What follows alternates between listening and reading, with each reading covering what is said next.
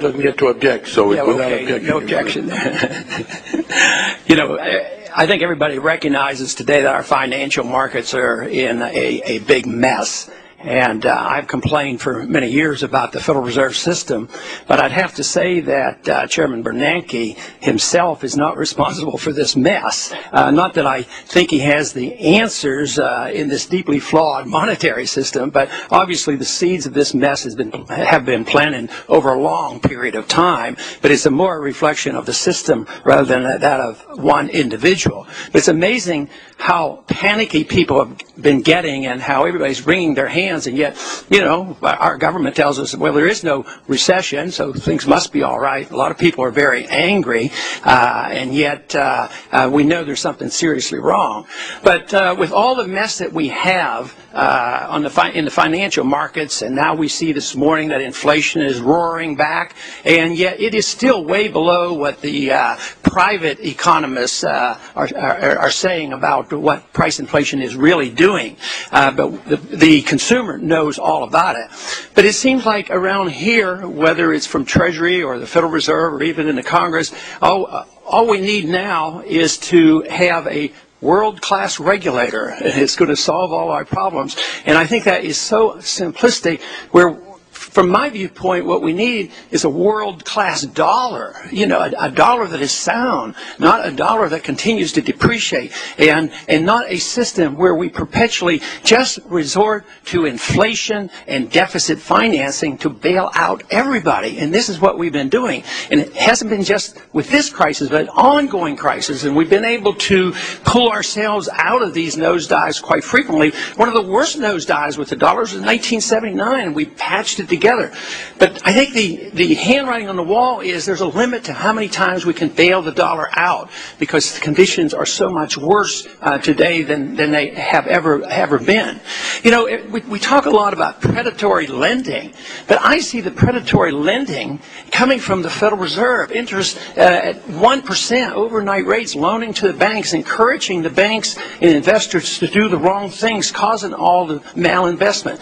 These conditions were predictable. They were predicted by the Austrian free market economists. It should surprise nobody.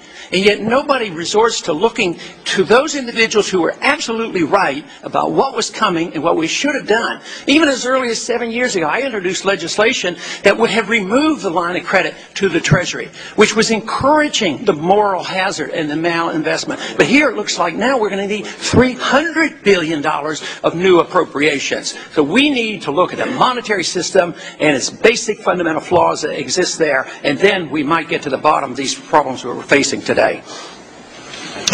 And now, Mr. Chairman, I did want to join the conclusion. What we need is more value in the money. You know, in terms of gold and other commodities, prices aren't really going up. Sometimes they actually even go down. In terms of paper money worldwide, whether it's the euro or the dollar, prices are going up. But I maintain really that inflation is a tax, and if the Federal Reserve and you as chairman have this authority to increase the money supply arbitrarily, you're probably the biggest taxer in the country. You're a bigger taxer than the Congress. Because, you know, they're talking now about a bailout package of $300 billion, and we'll have to raise the national debt to accommodate, to take care of the housing crisis.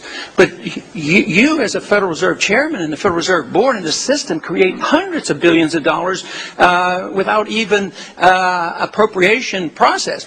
But then this money gets circulated, and some people benefit. The people who get to use it first benefit. The people who get to use it last suffer the consequence of the higher prices. And so every time people go and they complain about these higher prices, they should say to themselves, I'm paying a tax. Because whether you're monetizing debt or whatever, or catching up for buying up securities, you know, we've had a free ride for all these years. We've been able to export our inflation. We have the Chinese buying up our securities. We haven't had to monetize it. But now it's coming home, and you do. You have to buy these things to prop them up. So I maintain that inflation, that is the increase in the supply of money for various reasons, is a tax. It's an unfair tax. It's a regressive tax. It hurts the poor. It hurts the retired people more, because labor never goes up. and keeps up with inflation. We never keep up with the need for the retired individuals to keep up with the cost of living. So I'd like you to comment on this. Is this completely off base, or is there something really to this? Every time we see the cost of living going up, that we indirectly are paying a tax. Congressman, I couldn't agree with you more that inflation is a tax, and that inflation currently is too high. And it's a top priority of the Federal Reserve to run a policy that's going to bring inflation to an acceptable level consistent with price stability as we go forward.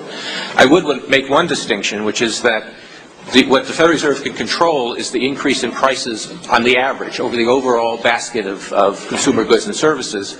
The enormous jumps in oil prices, other commodity prices, are to some extent, at least, due to real factors out of the control of the Federal Reserve. The Federal Reserve cannot create another barrel of oil. It's the global supply and demand conditions which are affecting those particular things to the most significant extent. But to the extent that the Fed does have influence on the overall inflation rate, you're absolutely right that it's very important for us to maintain price stability, and I take that very seriously. But if the oil prices were going up for another reason other than monetary reasons, other prices would have to come down because there would be a limit in the money supply. I think the prices are going up today, like I indicated in my opening statement, not necessarily because of monetary policy of the last year, but maybe for the last 15 or 20 years. And the fact that we were able to export, so to speak, our inflation, now it's coming home. I mean, those people who have been holding these dollars are not wanting to buy them as readily. I mean, fortunately, foreign central banks are still not dumping them, but even the other central banks might not be as cooperative. So I still see tremendous pressure. I don't see any signs that you're able to do very much because all we hear about is more inflation. You know, it's not so much that they're too big to fail. It just means that everybody needs propped up. Congress participates in it, and all the pressure is put on the dollar. It's a dollar bubble, and I think what we're seeing is the unraveling of a dollar bubble that had been building for more than 35 years.